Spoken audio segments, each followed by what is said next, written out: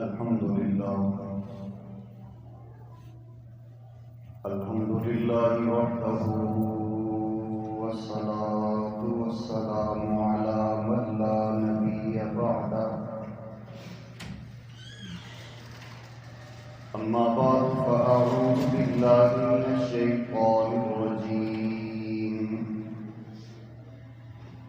بسم الله الرحمن الرحيم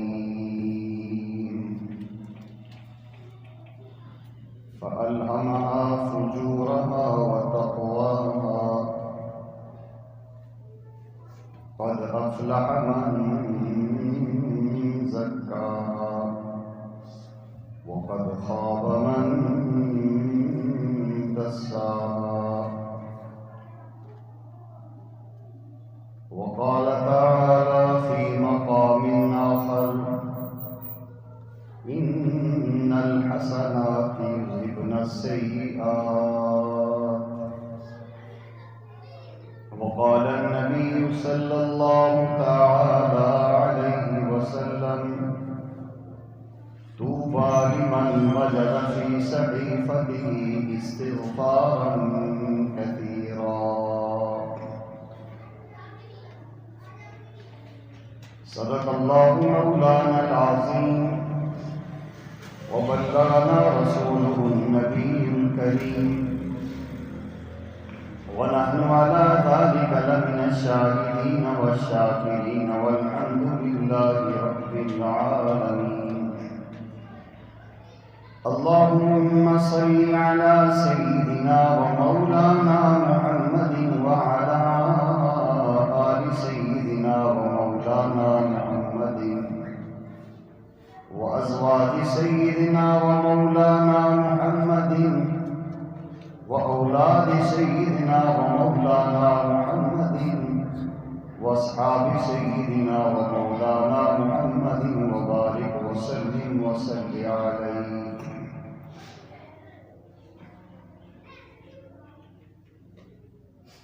اللہ جل جلالہ کا بے حد و بے انتہا لطف کرم اور احسان ہے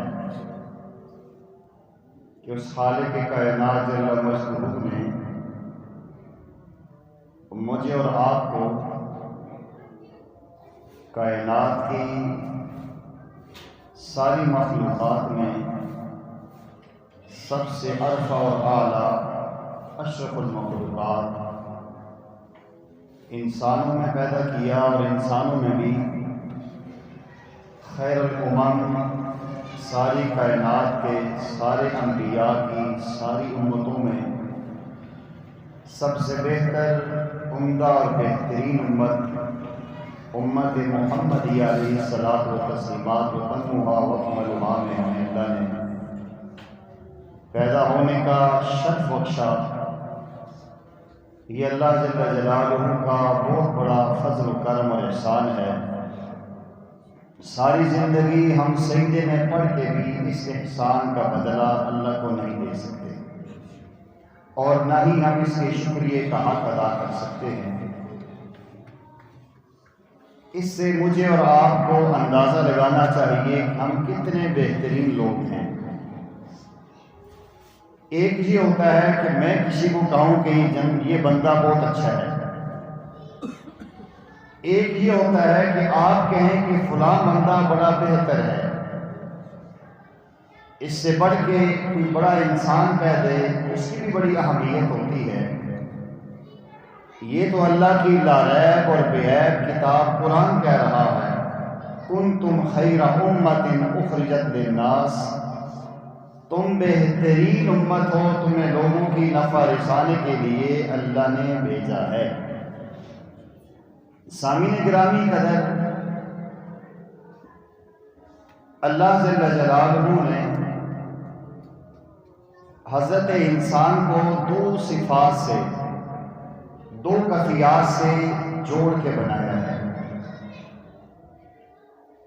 ایک اس میں یا یوں کہہ سکتے ہیں دو مادے اللہ نے حضرت انسان میں رکھے ہیں. خیر کا مادہ بھی ہے اور شر کا مادہ بھی ہے.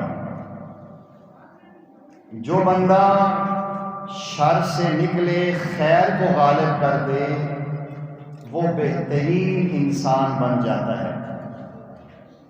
اور جو انسان خیر کے مادے کو کمزور کر دے، شر کا مادہ غالب کر لے، وہ بدترین انسان بن جاتا ہے۔ اگر ایک انسان میں یا کسی مخلوق میں خیر ہی خیر جمع ہو جائے، اسے فرشتہ کہا جاتا ہے، اور جو سراپا شر ہو وہ جنات اور شیاطین ہوا کرتے ہیں، جو کافر جنات ہیں، اور جس میں دونوں مادے ہوتے ہیں وہ حضرت انسان ہوتا ہے۔ اب ہمارے اندر یہ خیر کا مادہ غالب کیسا ہوگا، کیسے ہوگا؟ کن اعمال، کن چیزوں کی بنیاد پہ میں اور آپ خیر کے مادے کو غالب کر سکتے ہیں اور شر کے مادے کو مغلوب کر سکتے ہیں؟ اسی پہ ہم نے غور کرنا ہے، اور اگر مجھے آپ کو بات سمجھ آ گئی تو انشاءاللہ یہ ہماری زندگی کے رخ کو بدلنے کا ذریعہ اور سبب بنے گی۔ پیارے آقا کریم صلی اللہ علیہ وسلم نے احادیث میں بارہا مختلف عنوانات کے ذریعے انسانوں کو توبہ کی ترغیب دی ہے، اور آپ نے توبہ کو بتایا بھی کہ توبہ ہوتا کیا ہے، ندامت کیا چیز ہوتی ہے۔ قرآن کریم میں بھی اللہ جل جلالہ فرماتے ہیں توبوا الی اللہ جمیعا ایھا المؤمنون لعلکم تفلحون، تم توبہ کرو اللہ جل جلالہ کی طرف اے اہل ایمان تاکہ تم فلاح پا جاؤ۔ تو قرآن نے ایک ضابطہ اور قانون ہمیں بتلا دیا ہے کہ اگر میں اور آپ فلاح چاہتے ہیں، ہمیں توبہ تائب ہونے والی زندگی اختیار کرنا پڑے گی۔ توبہ کسے کہتے ہیں؟ ایک تو یہ کہ انسان زبان سے توبہ توبہ توبہ توبہ کے لفظ بولتا رہے، بس توبہ بس توبہ۔ عام طور پہ لوگ آپ نے دیکھا ہوگا کہ بس کوئی ایسا منظر دیکھتے ہیں یا ایسی بات ہوتی ہے تو کانوں کو ہاتھ لگایا، بس توبہ توبہ، ایک ہی جملہ ہے۔ یہ خالی محض زبانی الفاظ سے توبہ نہیں ہوتی۔ توبہ کہتے ہیں کہ دل کے اندر گناہ چھوڑنے کی نیت سے، گناہ کی نفرت کی نیت سے اللہ سے انابت کرنا، اللہ جل جلالہ سے رجوع کرنا، اسے توبہ کہا جاتا ہے۔ ایک انسان ایسا ہے کہ زبان سے توبہ توبہ بھی کہہ رہا ہے، ہاتھ میں تسبیح بھی پکڑی ہوئی ہے، کوئی چھوٹے موٹے اعمال بھی کر رہا ہے، لیکن دل میں گناہ کی لذت بھی ہے، دل میں گناہ کرنے کا جذبہ بھی ہے، تو یہ توبہ نہیں ہے۔ قرآن کریم نے بھی ہمیں ایک جگہ یوں بھی ترغیب دی ہے، یا ایھا الذین آمنوا آمنوا باللہ ورسولہ، کہ اے اہل ایمان تم اللہ اور اس کے رسول پر ایمان لاؤ۔ تو علماء نے لکھے ہیں کہ اہل ایمان سے جو ایمان کا اللہ تقاضا کر رہے ہیں وہ یہ ہے کہ اے وہ لوگوں جو زبان سے ایمان کا دعویٰ کر رہے ہو، دل سے بھی اس کی تصدیق کرو۔ جب انسان دل سے ایک بات کی نیت کر لیتا ہے اور دل سے اس کے کرنے کا عزم رکھتا ہے تو اللہ جل جلالہ اس کو اس کی توفیق بھی عطا کرتے ہیں۔ عام طور پہ جب کسی نوجوان بچے سے بات کی جائے یا کسی کو ترغیب دی جائے کہ بھائی توبہ کرو، کہتا ہے توبہ کرتے ایک دفعہ کر لی ہے نا، بار بار توبہ؟ ایک دفعہ توبہ ہو گئی ہے تو بس ہر دن ہی ہم توبہ کرتے رہیں۔ اصل میں وہ توبہ کو سمجھے نہیں ہے کہ توبہ ہوتی کیا ہے۔ حضرات مشائخ اور علماء نے توبہ کی مثال انسان کے بدن کے لباس سے دی ہے کہ جس طرح میں اور آپ لباس پہنتے ہیں تو لباس پہننے کے بعد کوئی ہمیں کہے نا کہ آپ کا لباس میلا ہو گیا ہے، دھو لو، تو ہم میں سے کوئی یہ نہیں پوچھتا کہ تو آؤں کہڑی چیزاں تو آؤں، کیا چیز دوں۔ وہ سمجھ جاتا ہے کہ کپڑے پہ میل آ چکی ہے، کپڑا میلا ہو گیا ہے، اب اس کپڑے کی میل کو اتارنے کے لیے اس کپڑے کو دھونا ضروری ہے۔ تو انسان کا وجود کپڑے کی مثال رکھتا ہے، اور انسان سے جو گناہ ہوتے ہیں وہ میل کچیل کی حیثیت رکھتے ہیں، اور توبہ جو ہے کہ آپ یہ سمجھیں وہ صرف صابن اور پانی ہے۔ جس طرح صرف صابن اور پانی لگنے سے میلا کپڑا صاف ہو کے اجلا ہو جاتا ہے، اسی انداز میں توبہ اور استغفار سے بھی انسان پاک صاف ہو جاتا ہے۔ جس طرح کپڑے کو ہم بار بار میلا ہونے پر دھوتے ہیں، کوئی لوگ ایک دن پہن کے اتار دیتے ہیں، کوئی لوگ 2 دن کے بعد سوٹ اتارتے ہیں، بعض ایک ہی ہفتے بعد اتارتے ہیں، اور یہ آپ نے اندازہ لگایا ہوگا جتنے زیادہ دن استعمال کرے گا اتنی زیادہ محنت سے آتی ہے۔ بسا اوقات محنت مزدوری والا بندہ جب اپنے کپڑے پانی میں ڈالتا ہے، سرف میں ڈالتا ہے، 4-5 منٹ کے بعد اس سرف کے پانی کا کلر دیکھیں تو کالا سیاہ ہو چکا ہوتا ہے کہ اس کپڑے پہ میل زیادہ ہوتی ہے۔ جو بندہ ہر دن دوسرے دن سوٹ اتار دیتا ہے اس میں میل کم ہوتی ہے۔ تو جو بھی اہل ایمان جتنا زیادہ توبہ اور استغفار کا اہتمام کرتا ہے، اتنا زیادہ اس کا باطن پاک اور صاف رہتا ہے۔ جب میلے کپڑے کو دھونے پر ہمیں اشکال نہیں ہوتا تو میلے بدن اور میلی روحانیت کو دھونے پہ بھی اشکال نہیں ہونا چاہیے۔ انسان کو صبح بھی توبہ کرنی چاہیے، دن کو بھی توبہ کرنی چاہیے، شام کو بھی توبہ کرنی چاہیے، اور انسان کو اپنے اعمال پہ غور کرنا چاہیے کہ مجھ سے کون کون سی غلطیاں ہو کہ میرے کردار کو، میرے عمل کو، میری روح کو بیمار کر رہی ہے اور گندا کر رہی ہے۔ بسا اوقات یہ ہوتا ہے کہ انسان سے گناہ ہوتا ہے لیکن وہ گناہ کو گناہ سمجھتا ہی نہیں ہے۔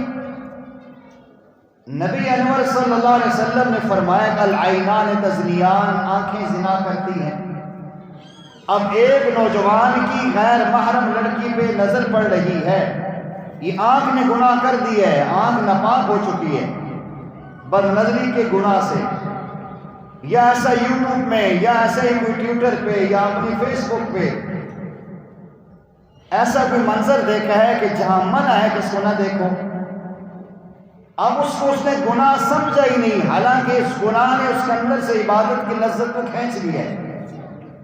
پیارے آقا کریم صلی اللہ علیہ وسلم فرماتے ہیں، حدیث کا مفہوم ہے کہ جو انسان بد نظری کرتا ہے اللہ اس کی عبادت کی لذت کو چھین لیتے ہیں، اور یہ اتنا خطرناک گناہ ہے کہ اس پر اگر انسان توبہ نہ کرے تو علماء نے احادیث کے ذخیرے کو اکٹھا کر کے ایسی کتابیں لکھی ہیں کہ بد نظری کی وجہ سے انسان خاتمہ بالخیر سے محروم ہو جاتا ہے۔ اب یہ گناہ ہو رہا ہے اس کو احساس ہی نہیں۔ ہاں، جب وہ گناہ کرنے کے بعد کہتے ہیں قرآن پڑھنے کو دل نہیں کرتا، نماز پڑھنے کو دل نہیں کرتا، مسجد میں بیٹھنے کو دل نہیں کرتا، تو دل تب نہیں کر رہا کہ اس کی آنکھ گندی ہو چکی ہے۔ اسی انداز میں انسان کے دماغ میں پرگندہ خیالات سوچیں ہوتی ہیں، اس کے دماغ کو خراب کر دیتی ہیں۔ ایسے ہی انسان کے دل میں گناہ کا جذبہ ہوتا ہے تو اس کی زبان سے غلط باتیں نکلتی ہیں۔ تو یہاں سے اندازہ لگائیے کہ کتنی زیادہ ضرورت ہے آج نوجوان بچوں اور بچوں کو، بوڑھوں جوانوں کو، مرد عورتوں کو کہ ہر لمحہ اللہ سے توبہ کریں۔ اسی انداز میں غیبت ہو جاتی ہے، کسی کی عدم موجودگی میں اس کے نقائص کو بیان کرتے ہیں۔ ہمارے معاشرے میں اس کو گناہ سمجھا ہی نہیں جاتا۔ پیارے آقا فرماتے ہیں صلی اللہ علیہ وسلم، الغیبۃ اشد من الزنا، کہ کسی کی غیبت کرنا زنا سے زیادہ سخت ہے۔ کیوں؟ کہ زنا کو انسان گناہ سمجھتا ہے، غیبت کو گناہ ہی نہیں سمجھتا۔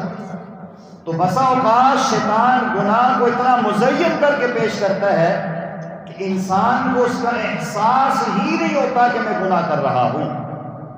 اس لیے ہمیں ایک ایک قدم پھونک پھونک کے رکھنا چاہیے اور ایک ایک بات کو سوچنا چاہیے، اور بہترین حل یہ ہے کہ توبہ استغفار کا اہتمام کریں۔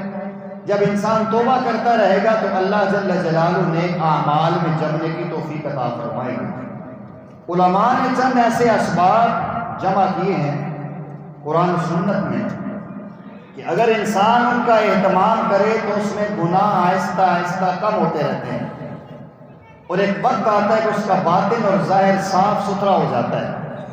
ان میں سے پہلا یہی عمل ہے توبہ کا۔ ہر وقت اللہ سے استغفر اللہ، توبہ کرتا رہے، اصل توبہ کیا ہے جو میں نے ابتدا میں عرض کر دیا ہے کہ گناہ کی ندامت اور شرمندگی اندر ہو جائے. جس انسان کو اس چیز کا احساس ہو گیا کہ میں نے غلطی کی ہے، میں نے یہ کام غلط کیا ہے، اسے اللہ ایک نہ ایک دن ضرور توبہ کی توفیق دے دیں گے. اور جس کے اندر گناہ کے بعد گناہ کا احساس ہی نہیں، اس بندے کا معاملہ بڑا مشکل ہے. جب ایک انسان کسی بیماری کو بیماری سمجھتا ہے تو ایک نہ ایک دن تو کسی سرجن کے پاس جا کے، ڈاکٹر کے پاس جا کے، کلینک پہ جا کے اپنی دوائی لے کے اپنے بیماری کا علاج کرواتا ہے. ایک بندہ بیماری کو بیماری سمجھتا ہی نہیں ہے تو اس کا علاج کیسے ہوگا؟ تو سب سے پہلی چیز یہ ہے کہ آج میرے اور آپ کے دل میں گناہ اور غلطی ہونے کے بعد ندامت کا احساس ہو جائے کہ میں مسلمان ہوں، میں فجر، ظہر، عصر، مغرب، عشاء کی اذان سنتا ہوں، نماز کو نہیں جاتا ہوں، یہ بہت بڑا گناہ ہے. مجھے اللہ نے توفیق دی ہے، میں قرآن کی تلاوت نہیں کرتا ہوں. مجھے اللہ نے موقع دیا ہے، میں کلمہ شریف، درود شریف، استغفار نہیں پڑھتا ہوں. مجھے اللہ نے کئی مواقع دیے ہیں، میں چاہوں تو حق کی سچ کی بات کر سکتا ہوں، نہیں کرتا ہوں. میں نہ بھی کرنا چاہوں، میرے پاس ٹائم ہوتا ہے، لیکن جان بوجھ کے میں غیبت کرتا ہوں، غلط باتیں کرتا ہوں. اگر خدا نہ خواستہ تو یہ مجھے اس چیز کا جب احساس ہو جائے گا کہ میں غلط کر رہا ہوں، انشاءاللہ ایک نہ ایک دن سے ہی رخ پہ آئیں گے. فرمایا جو انسان دروازہ کھٹکھٹاتا ہے نا، ایک نہ ایک دن اس کا دروازہ کھل جاتا ہے. جو بندہ دروازہ ہی نہیں کھٹکھٹاتا اس کا دروازہ کون کھولے گا؟ تو سب سے پہلی چیز یہ ہے کہ اپنے دل کے اندر گناہ کی نفرت ہو اور اس کے اندر اس کی ندامت و شرمندگی ہو اور گناہ کو چھوڑ دے. دوسرا سبب ہوتا ہے استغفار کرنا. استغفار الگ چیز ہوتی ہے، توبہ الگ چیز ہوتی ہے. استغفار استغفر اللہ ربی من کل ذنب واتوب الیہ یہ پڑھنا ہوتا ہے، اور توبہ اندر شرمندگی اور احساس پیدا کرنے کا نام ہوتا ہے. نبی پاک صلی اللہ علیہ وسلم نے فرمایا کہ طوبیٰ لمن وجد فی صحیفتی استغفارا کثیرا، کہ خوش نصیب ہے وہ انسان جس کے نام اعمال میں قیامت کے دن زیادہ استغفار ہوگا. اور یہ آج جو میں نے مثال دی ہے مشاہدہ کر لیں، جو بندہ زیادہ اپنے کپڑوں کا خیال رکھتا ہے، زیادہ اپنے کپڑے دھوتا ہے، جب بھی دیکھیں گے ماشاءاللہ آپ کو شوٹر بوٹر نظر آئے گا، عمدہ اور بہترین چمکا ہوا نظر آئے گا. ماشاءاللہ کیا پرسنالٹی یار تیری. ہمیں دیکھ کے نظر آتا ہے نا بندے کا لباس صاف ہے، چہرہ صاف ہے. اور جو بندہ لباس کا خیال نہیں رکھتا، لوگ کہتے ہیں بڑا گندا نہیں یار، سٹ ہوئے گا، یہ ویسے ہی فلان ہے. تو جس طرح ہم صاف ستھرے لباس اور چہرے والے بندے سے محبت کرتے ہیں، ایسے ہی اللہ جل جلالہ کو لوگ اچھے لگتے ہیں جو گناہوں سے اپنے آپ کو پاک صاف رکھتے ہیں، جو اپنا یہ ظاہری لباس بھی اور بہترین لباس تقوی کا ہے اس کو صاف ستھرا رکھیں گے، فرشتے بھی اس سے پیار کریں گے اور اللہ کی تمام مخلوقات اس سے پیار کریں گے.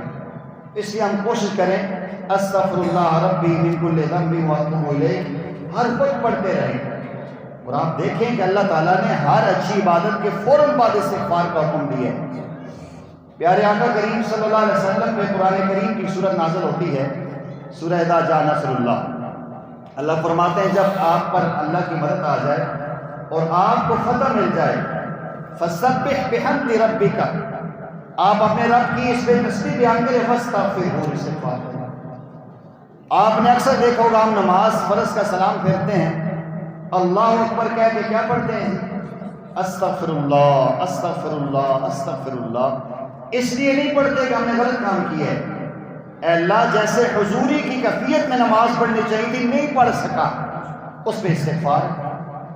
ہم کسی بھی مجلس میں بیٹھے ہیں، حکم یہ دیا جب بھی آپ مجلس سے اٹھتے ہو، بھلے علم کی مجلس ہے، تربیت کی مجلس ہے، بیان کی مجلس ہے، تو آپ کو پتہ ہے اکثر اٹھتے پڑھتے ہیں سبحانک اللہم وبحمدک نشہد ان لا الہ الا انت استغفرک واتوب الیک. کہ ہر نشست پیارے آقا فرماتے ہیں جس بھی کسی محفل میں آپ بیٹھے ہیں اس میں اچھی باتیں بھی ہوتی ہیں، کوئی کمزور باتیں بھی ہو جاتی ہیں، مجلس برخاست ہونے کے ساتھ یہ دعا پڑھ لے، اللہ تعالیٰ نیکیاں قبول کر لیتے ہیں، گناہوں کو اللہ معاف کر دیتے ہیں. تو یہ اتنا زیادہ استغفار کا ہمیں اہتمام ہونا چاہیے، ہم نہیں کرتے. سارے کو ٹائم ہی کوئی نہیں جی. کیوں نہیں ٹائم ہمیں نکالنا پڑے گا. جب مجھے آپ کو احساس ہو جائے گا نا کہ میں غلط کر رہا ہوں انشاءاللہ پھر خود رخ سیدھا ہوگا.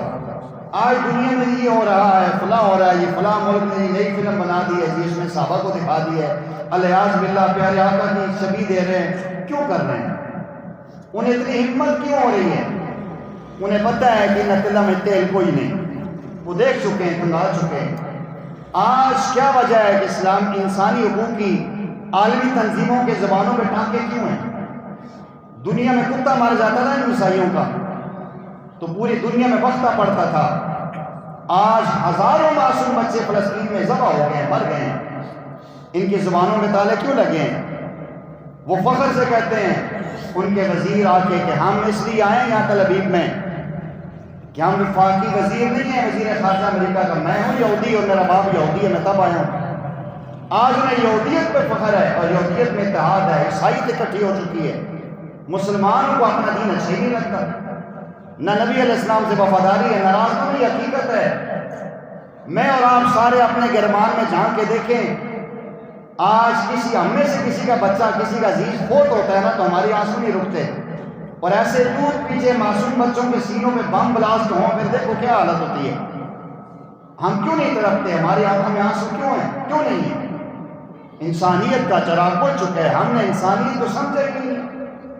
آج سارے یہ لوگ سمجھتے ہیں ساڑی باری نہیں ہونا دیو جانا ہونا کام جانا، یار ہر ایک کی اپنی قبر ہے. یہ باری باری جب لیبیا والے بھی ایسے کرتے تھے، لیبیا، عراق، شام کیا ہوا ہے دیکھ لیں. پاکستان کی باری آنے والی ہے اور واضح کہہ رہے ہیں کہ ہمارے نشانے میں پاکستان کا وہ نیوکلیئر اس کا پروگرام ہے، ہم نے وہ لینا. آج اصل اگر ہمارے اندر احساس ہو جائے نا، ہمیں ان سے اجازتیں لینے کی ضرورت نہیں پڑے گی. پیارے آقا صلی اللہ علیہ وسلم نے خود فرمایا اعمالکم ومالکم. میں اللہ کی قسم اٹھا کے کہتا ہوں، جذبات میں نہیں حقیقت میں. آج اگر پاکستانی قوم سیدھی ہو جائے نا تو ہو نہیں سکتا ہے کوئی ایسا بندہ ہمارے سر پہ بیٹھے جو اسرائیل کی حمایت کرنے والا ہے. پیارے آقا نے مبارک زبان سے کہا اعمالکم ومالکم، تمہارے اعمال تمہارے حکمران ہیں. آج ایک چھابڑی والے سے لے کر وزیر اعظم تک کوئی بھی کسر نہیں چھوڑتا، جدھر بھی ہاتھ رکھتا ہے کہتے چھٹو اس کا میں. یہی حالات ہے کہ برائی کو برائی نہیں کہتے، برائی کو برائی سمجھتے ہی نہیں ہیں. ہم اللہ معاف فرمائے ہمارے سامنے کہ بدکاری ہو رہی ہوگی یا نکلو جلدی نکلو، یا تو ویڈیو بنائیں گے. آج کل ایسا ہو رہا ہے کہ ایسی آپ نے سوشل میڈیا پہ دیکھا ہے کہ بندے کے اوپر جو ہے واردات ہو رہی ہے، اس سے پیسہ لوٹ رہے ہیں، دوسرا کھڑے ہو کے ویڈیو بنا رہے ہیں، چلو ویوز ملیں گے، یوٹیوب پہ چڑھا رہے ہیں. اگر وہ بنانے کے بجائے آ کے اس نے ساتھ دے تو اس بندے کے پیسے کی حفاظت ہو سکتی ہے، اس کو ڈاکو سے بچایا جا سکتا ہے. آج وہ احساس ہی نہیں ہے. اس لیے ضرورت اس بات کی اگر خیر کا مادہ غالب کرنا چاہتے ہیں ہر وقت توبہ کریں، استغفار کی کثرت کریں اور اس کے ساتھ ساتھ نیک اعمال کی کوشش کریں. پیارے آقا صلی اللہ علیہ وسلم نے بھی بتایا اور حدیث میں بھی اور قرآن میں بھی آتا ہے ان الحسنات یذھبن السیئات. پانی پینے سے پیاس بجھتی ہے، کھانا کھانے سے بھوک مٹتی ہے، نیک اعمال کرنے سے برائیاں مٹتی ہیں. اگر میں اور آپ چاہتے ہیں تو ہم اپنے آپ کو نیک اعمال سے مزین کریں. مساجد کے اجتماعی اعمال میں بیٹھیں، درس حدیث میں بیٹھیں، سورہ یاسین کی تلاوت میں بیٹھیں، درود شریف کی مجلس میں بیٹھیں، سیرت کی مجلس میں بیٹھیں، مجلس ذکر میں بیٹھیں، فضائل اعمال کی تعلیم میں جڑیں. یہ سارے وہ چیزیں ہیں جو میرے اور آپ کے اندر اچھائیوں کو پیدا کریں گی، برائیوں سے ہمیں بچائیں گی. اگر ہم ہمت کریں گے تو پھر وہی بات ہوگی اٹھ بندیا بند کمر کیوں ڈرتا ہے، اٹھ بندیا بند کمر کیوں ڈرتا ہے، آگے دیکھ تیرا رب کیا کرتا ہے. خدا نے آج تک اس قوم کی حالت کو نہیں بدلا جسے نہ ہو احساس اپنی حالت کے بدلنے کا. اللہ جل جلالہ مجھے آپ کے معروضات کو سمجھ